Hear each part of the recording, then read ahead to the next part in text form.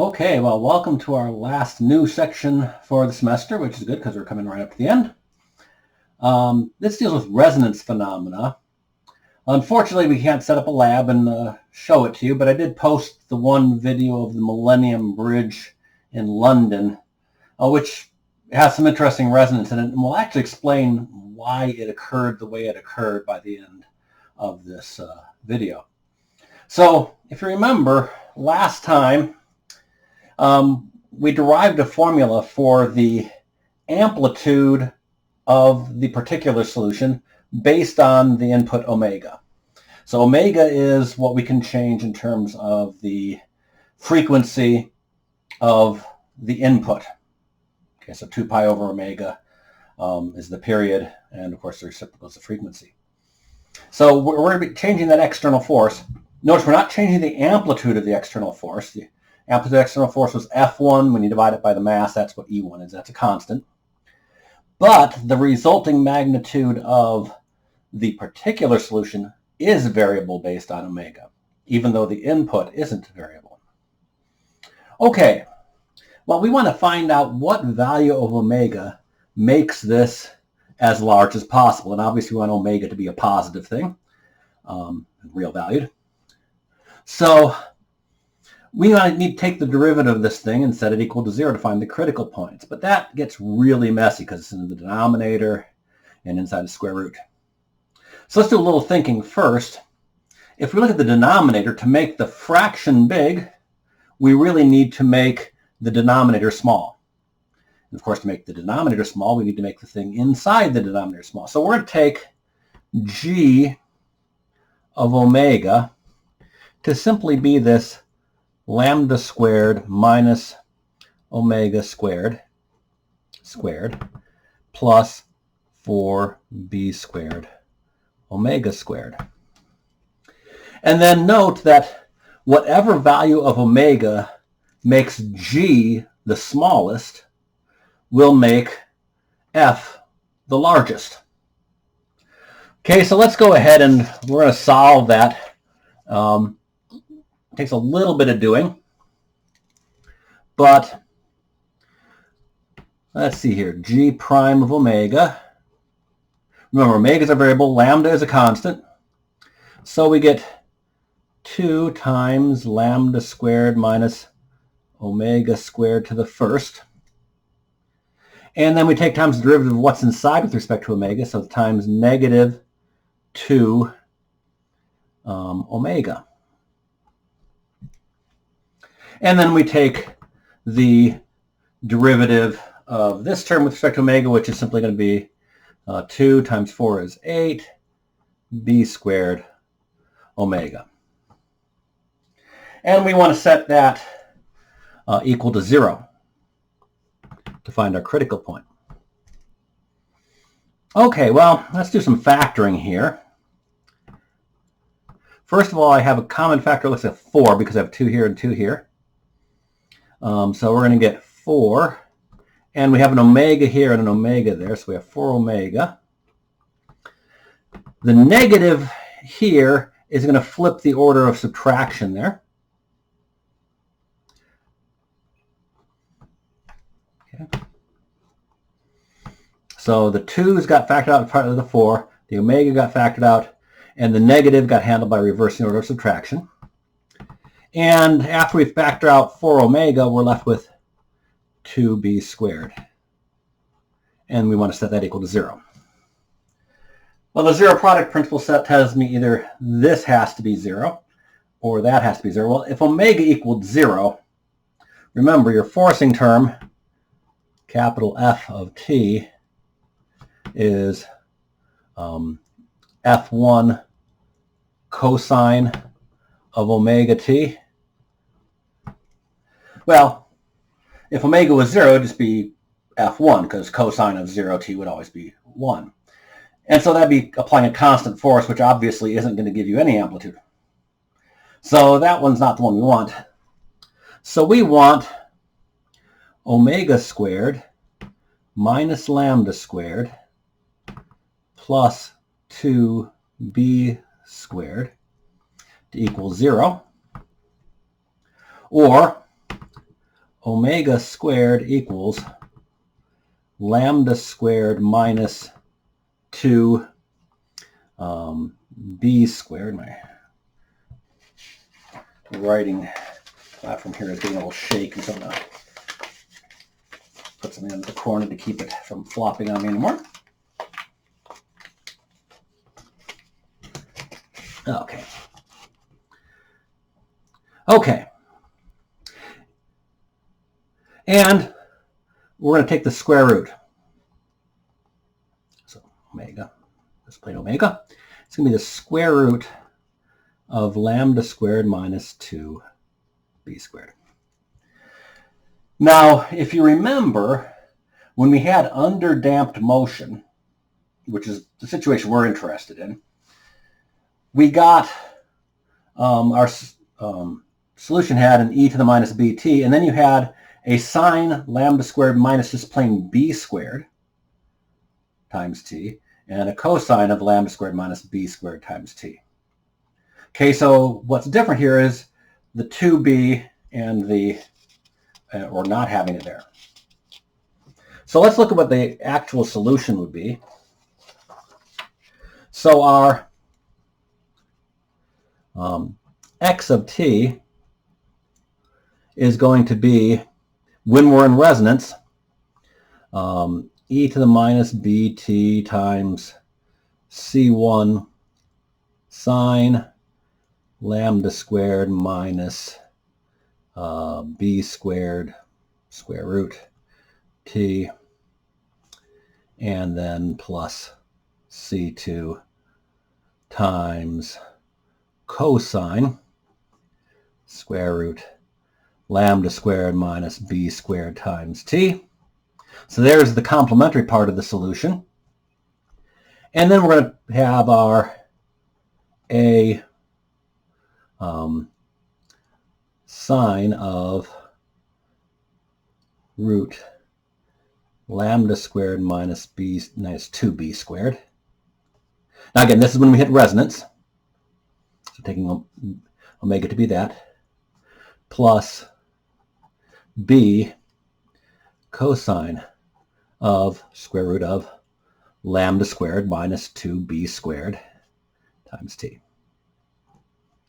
And actually we could compute what the amplitude is with our f of omega formula by taking this number and plugging it in. You can reduce that to a formula, but it's messy, and it's just as easy to, once you find a and b, just take the square root of the sum of the squares. Notice one thing that people sometimes miss is that the resonance frequency, which corresponds to this omega, okay, so it'd be period as 2 pi over that, and of course this over 2 pi would be my frequency. A lot of people mistake that, thinking that these two things are equal. So if you just release it with no force and you observe the period and the frequency here as it dies off, it's not exactly the same as the resonant frequency. Now, when you have something with very, very little friction, they are so extremely close to each other that it doesn't really matter. Okay. So in terms of sound, what this would be saying is that if you clinked a glass and listened to the note you got, the resonance frequency would be just a tad bit flat compared to that, just a hair. Now again, usually when you're talking about something like glass vibrating, whatever, the friction is so light, that b term is so small, that the difference between the b squared and the 2b squared is so small. Now notice, for this to be true, okay, so for underdamped, we needed lambda greater than b. For resonance, we need this lambda squared minus 2b squared to be greater than 0. Lambda squared greater than 2b squared. So lambda has to be greater than root 2 times b. So notice there is a range. If you take a number line here, and you think of this being our our friction axis, so this is our B axis, up until B hits lambda. Oh, sorry. Let me see, this will be lambda over root 2. Here you can get resonance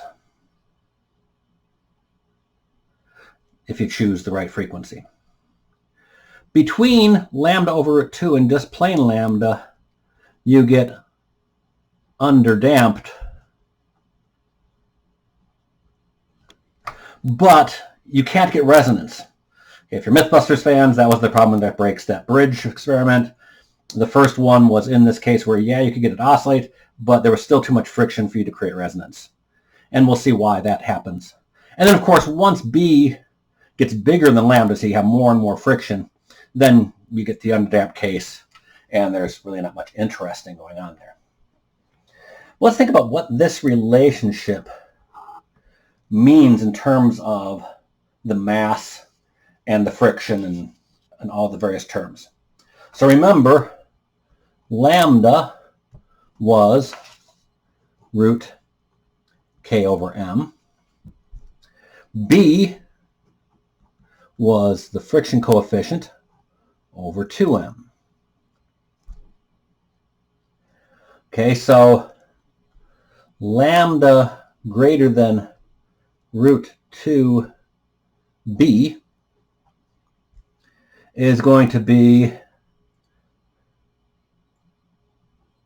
k over m square root greater than 1 over root 2 a over m. Squaring both sides, you get k over m is greater than 1/2 a squared m squared. You can multiply through the m.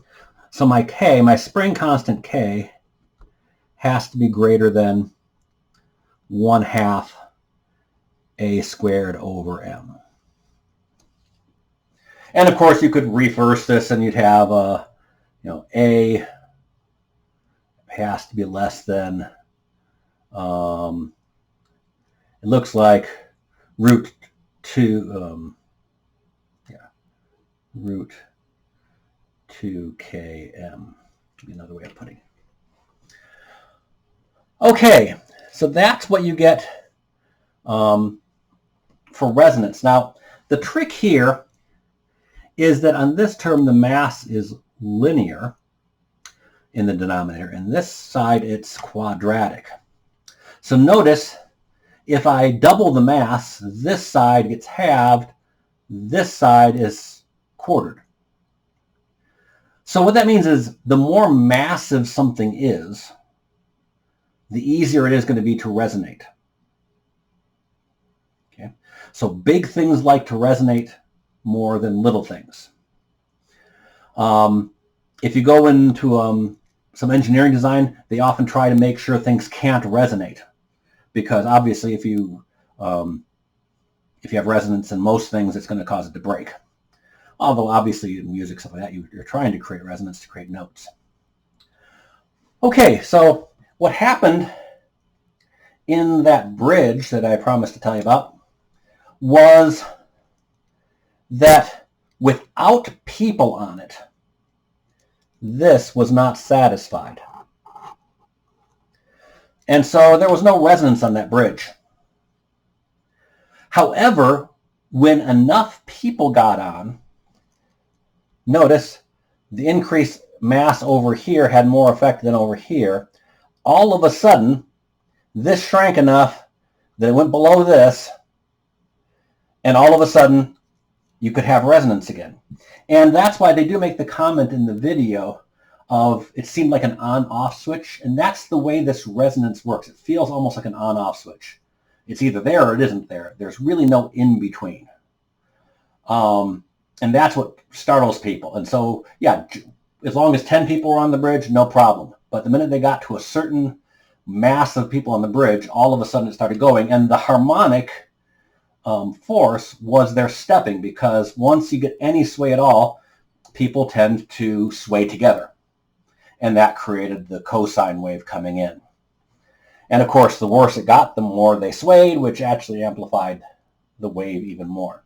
Obviously, they put things in place to stop that, which means either you had to, well, reduce the mass, which is hard on a bridge, so they actually had to add more friction into the system, okay, by stiffening various things, or putting in things that would cause friction to occur more.